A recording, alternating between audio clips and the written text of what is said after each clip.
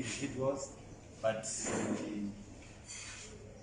we've got the media guy from the tourism, our hosts, and we've got also guys from our local radio stations. That's the team we have. So back to you, Ostalos. Okay, thank you very much. We're going to have this very quick interaction with the President, our President Advocate Nelson Chamisa. So I will give him this time to address you. Once you address, then we can take one or two questions for the purpose of clarification. Mr. President. Well, thank you very much, Ostalos. Thank you, members of the press.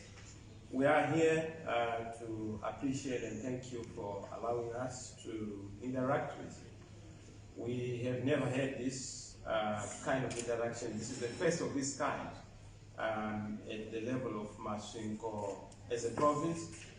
We are in this province for our programs. The reason why I'm here is to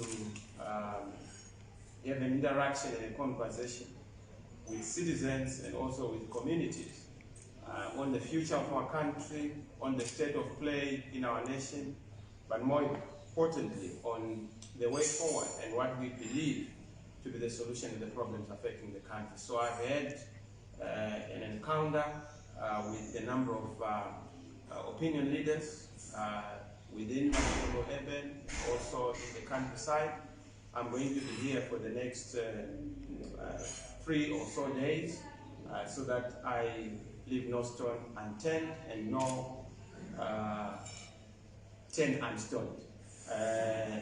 Metaphorically, you know, once you start to invite stones, yesterday I see my colleagues in ZANU-PF love stones a lot. So they wanted to greet us with stones, said, look, we are peace people, we are peace-loving people, so we would not entertain that kind of provocation. I have here with me the organizing secretary, Mr. Chibaya, Honorable.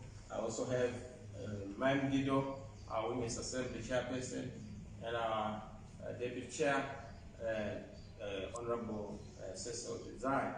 Ostalos, I'm sure you know him, as he has already introduced himself. So that is the introductory bit.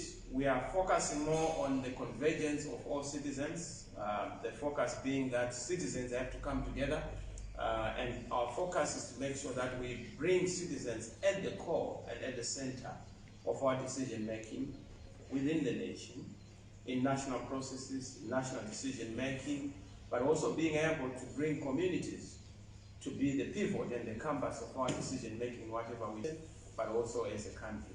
That is basically the thrust and the focus.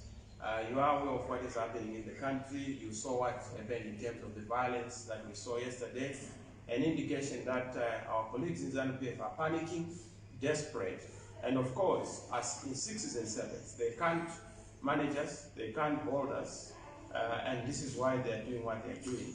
We are not shaken. We are not in any way affected. We are actually focused and determined to go forward and to do what has to be done.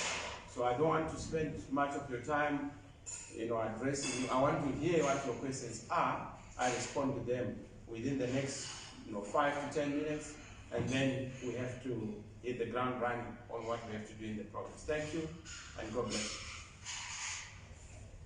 Thank you, Comrade President. Are there any questions and issues arising for clarification from the President?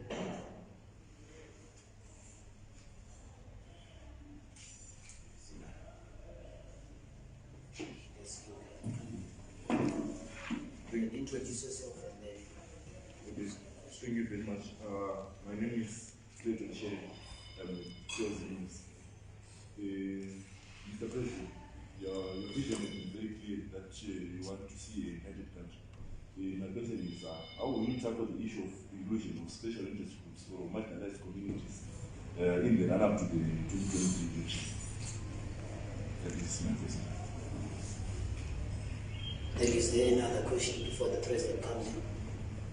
Well, I suppose we need to answer that first. Yes, special interest groups are very important. If you look at the party level, we actually have a special arrangement within the organs of the party, where the special interest groups and minorities groups portfolio secretary, who is in charge of coordinating the work around all the special interest groups and also minority groups. We know they've done a good job. It's part of what is also going to be the input into our national policy to make sure that we consider everybody. In fact, our policy that nobody should be left behind. Nobody should be excluded. We are an inclusive party. If you look at persons,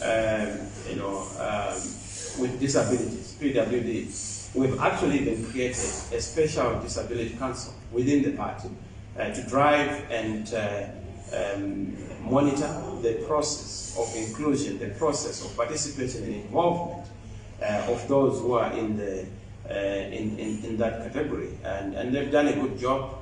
Mr. Mzingwa is the one who is in charge with Advocate Mateta. They are doing a fantastic job. Of course, having structures is not adequate. It's also to be able to come up with the policies, and those policies are in place. Just yesterday, I had an interaction here in Masvingo with people with disabilities, and they gave me their feedback on what should be done, what they're expecting, and that is the kind of conversation we're going to promote. But going forward, the country at the national level must actually break, the past tradition of marginalizing and ostracizing special interest groups. How do we do that? We must streamline all government programs, all government facilities must always ensure that they're involving and also including those special interest groups. But to be able to involve them entails making sure that we reach out to them. We also involve them in decision making at parliament and legislative level, but even in the executive and also in local authorities. So yes, it's something that is quite pivotal, and I've told you that from a structural point of view, but also from a policy point of view. It's something that is quite big and that we focus on. I hope I've answered you. Thank you. Thank you. You can come. Thank you very much. My name is Cosmo Kusipa. My question is in relation to the incident that happened yesterday. Social media was awash with various information, which I want to say some was misinformation, some probably fake news. Can you clarify what really happened yesterday, and maybe probably your reaction towards that incident? Well, I'm also sure what you want me to clarify. The evidence was there for all to see on what happened. There was violence, there was an attack on our convoy, some were injured. A former councillor who was recalled was actually injured in the process, Mr. Perikunash. Journalists were there, I'm sure the Mira were there, and they saw what happened. So the police know what happened, ZANU-PF know what happened, local people know what happened. So it's not conjecture. Of course, we see people from government trying to pull the usual stunts of then fabricating things, trying to insinuate things that did not happen. But the truth of the matter is that this is self-evident. It's the hand of ZANU-PF. That's the DNA of ZANU-PF. They always panic when we seek to meet the people. And what shocks me is why they get so scared of a person whom they say is partyless, the person whom they say is MPless, the person whom they say is councilless, mayorless, and peopleless. So I don't understand why a peopleless, a partyless person, a nameless person would have that kind of panic being induced onto them. I know that this other guy from NDCT was here in Masvingo, I think a couple of weeks ago. There was not any hullabaloo about it. The police were actually helping him to try and congregate people, even when people were not coming. the police were literally trying to say, look, please go and attend to this leader of ours. But we are here, we seek peace. We are here to just engage communities in a conversation, in a dialogue. What do you get? A lot of panic from the police, a lot of panic from the state institutions, a lot of panic from ZANU-PF as an organization. I mean, what they did yesterday, barricading, almost bringing logs, burning them, and primitive things. This is modern day. You don't do such things. Now scored by some serious leaders in the region to check on what is happening. It damages and tarnishes the image of the country.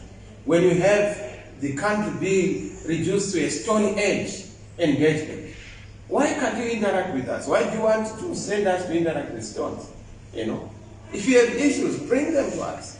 You know, they were talking about sanctions. We have told them that please help us deal with the problems that we have in this country. And the first point of dealing with any kind of conditions that have been put or conditionalities that have been put on the country is internal dialogue, so that we can give them ideas on how to solve this very simple problem. ZANU-PF think that the issue of sanctions is a complex problem. It's a very simple one. You know, you don't need to go and have a SADC resolution which is not being implemented. You are actually tarnishing SADC by inviting them to an issue that they are not able to unpack and even reverse. We need to go and tick the boxes on the issues to be solved.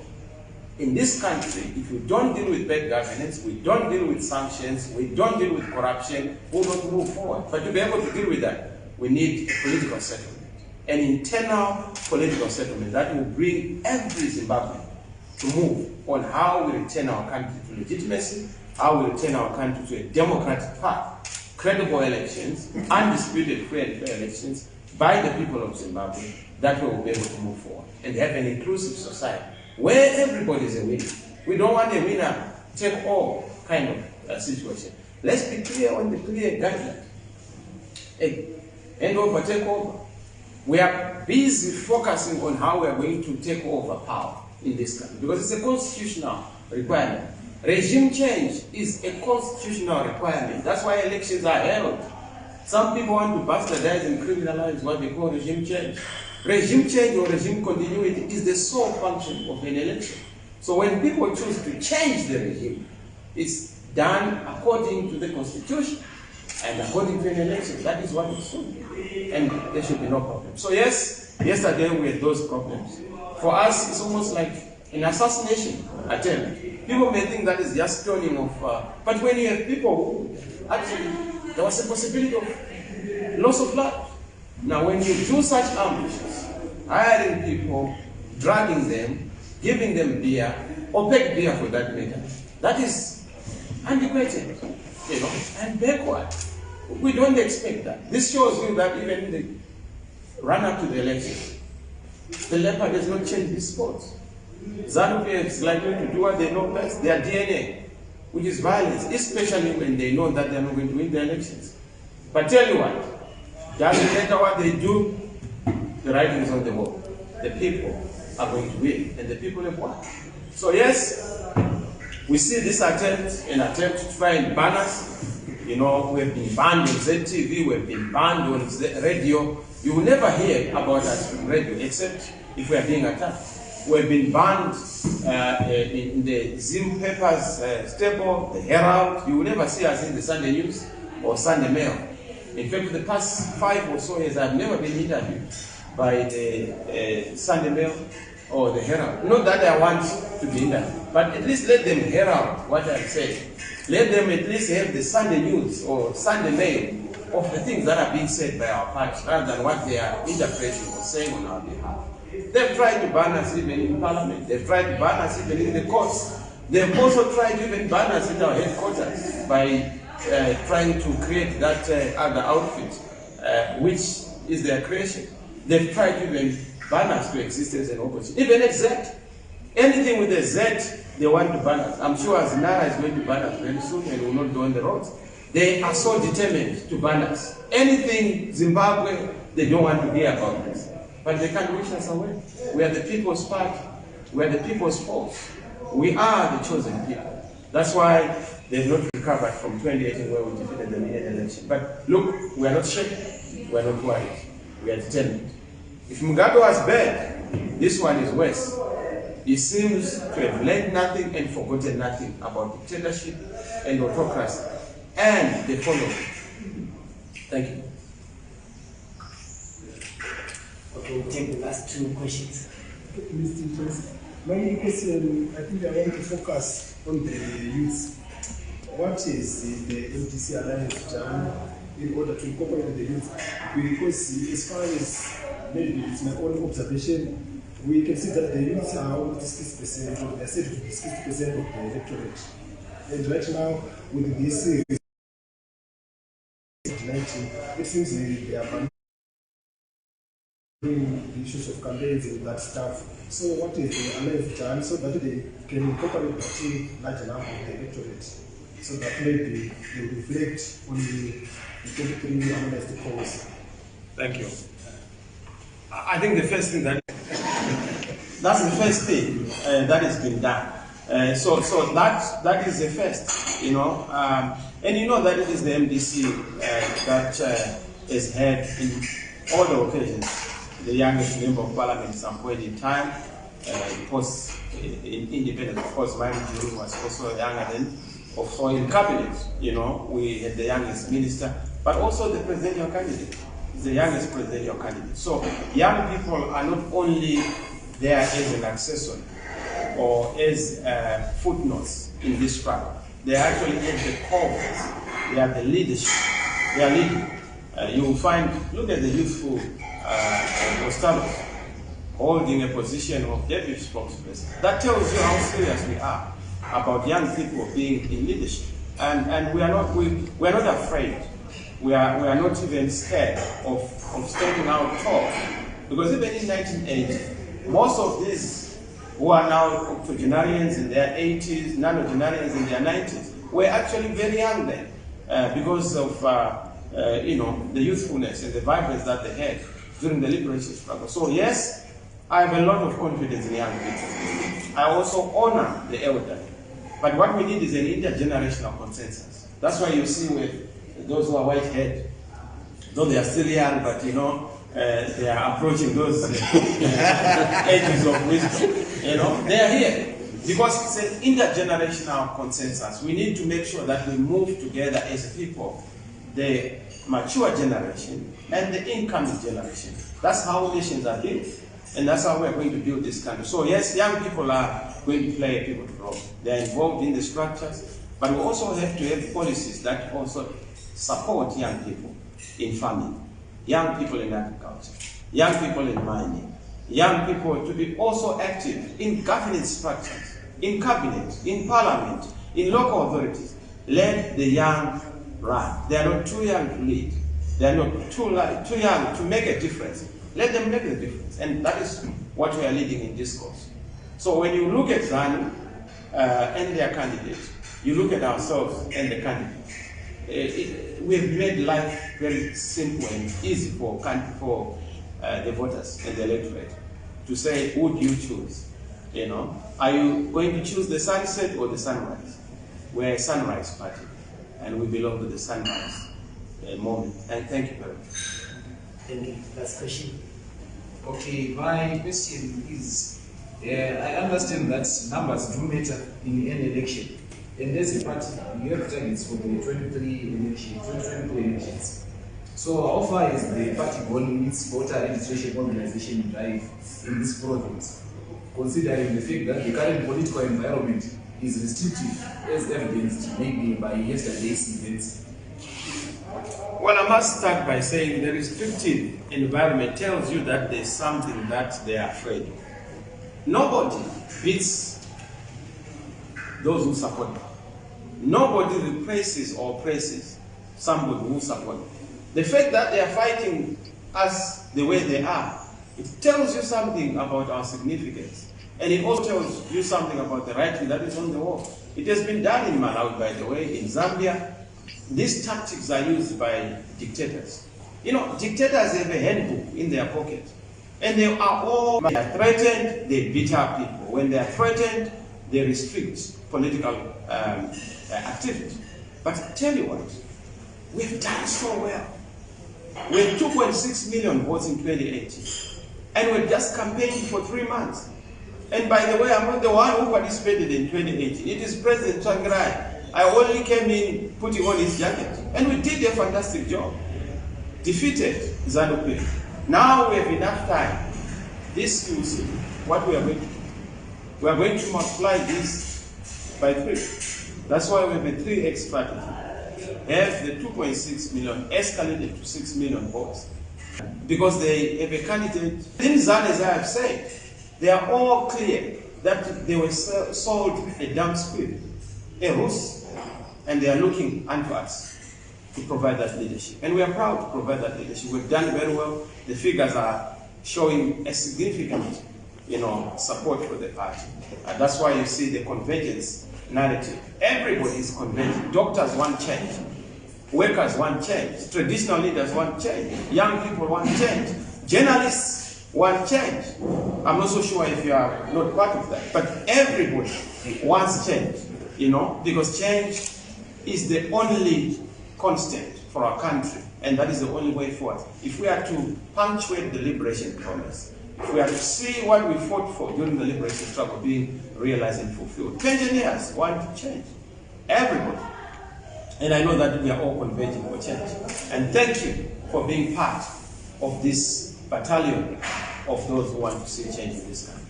I hope I've answered you. Thank you. Thank you for the purpose of gender. Allow me to. Yeah, I'm very sorry for that. I have a quick one. Don't apologize. Okay, all right. We always reserve the last for best. Okay. Thank you. Recently, the Douglas Monzora, one of his party comrades was here, and he mentioned that the MDC Alliance name issue was as good as solved. So I just wanted to get from you, where does this put you in terms of identity with the electorate? Since they are now claiming that they are now almost having that MDC Alliance take. Well, that's the misfortune of being a star. When you are a star, everybody wants to be yourself. And you look at what these guys are saying. I'm sure they want to change even their names to try and assume our individual names. It's understandable. That happens, they say that success has many parents, but failure is an orphan. They would want to be associated with the MDC Alliance. It's a fact that MDC Alliance is a political party, was a political party in 2018. I've made this point over and over again. And I must also say, my sister, this is one thing that boggles my mind. Anybody who belongs to the alternative must be innocent, honest, have integrity, and not lie. Now, when you operate on the template of deception and deceptive politics, you know the truth. That you actually had the papers, you were signing for certain people as MDC Alliance. You even participated and requested us to allow you to be a senator as an MDC Alliance. But you want to lie to those people, and lying to yourself, and lying to God. You don't deserve to live. Under those circumstances, you don't constitute an alternative. That deceptive politics is very unfortunate. So, we are not worried about names. You call a donkey something else, people know that is a donkey. So if you call MDC Toko, whatever you call it, it will remain MDC Toko. And that's the party that they are leading. It's no longer MDC Tsvangirai, because Tsvangirai is no longer there. And Tsvangirai appointed a leadership that he thought and believed in. And they rejected what Tsvangirai had done. But now we are moving forward. We are charting a new course and a new direction. The name of the party, those are all issues that are already solved. It's only that it's a matter of time. Once bitten, twice shy. We want to be very distinct in our identity. We want to be very distinct in what we stand for, in everything, so that there's no confusion in the minds of the people. So don't worry about those who want to claim they are us. We just want to make sure that we stop them from continuing to impersonate going forward, especially in the election. But now the people know their leadership, and the people are very clear. They are going to support us to win Zimbabwe for change. And we are all determined. A new great Zimbabwe is on the horizon. It is known by everybody. You can't stop an idea whose time has come. You know, and we are so excited. That's why we are already preparing for the handover, takeover, for the transitional mechanisms, but also for the inauguration and the swearing in. Because we are very clear about the victories this country. Some are saying, oh, even if you win, they will not accept. Only if we win with a small margin. This time we don't want a small margin. We are going to win with a huge margin. And this is why we are mobilizing numbers. Numbers can't lie. Figures don't lie. And that is what we want to prove to the world. That yes, we've defeated the incumbent, and the incumbent must be defeated with a huge margin. Thank you. Thank you very much, members of the 4th State in masvingo. Mr. President said thank you very much for this briefing. Comrades and friends, thank you for coming. Have a good day. I also just appreciate, you know, I read a lot the masvingo papers. The Mirror tells him, you guys are doing a fantastic job. And thank you for the work that you are doing. Not on behalf of MDC Alliance, because I'm not talking the party here. I'm talking about on behalf of Zimbabweans. We want to see the diversity of the media. You know, we hope that you continue to do a perfect job in covering all the political parties, players, and all the corners of the province and the nation. That is what we want to see in a new Zimbabwe. Journalists who are doing their work without fear or favor. We also want Herald to also be able to do the same. Are they here and represented? I'm sure they're not here, but next time please invite the Herald and ZBC. Tell them that, you know, they are not banned like they've banned us on their spaces. We are inviting them. You know, it's only Barwe who was greeted in a hostile manner. But that was just Barwe because of his friends in the party. But we are not hostile with the press. And thank you. God bless you.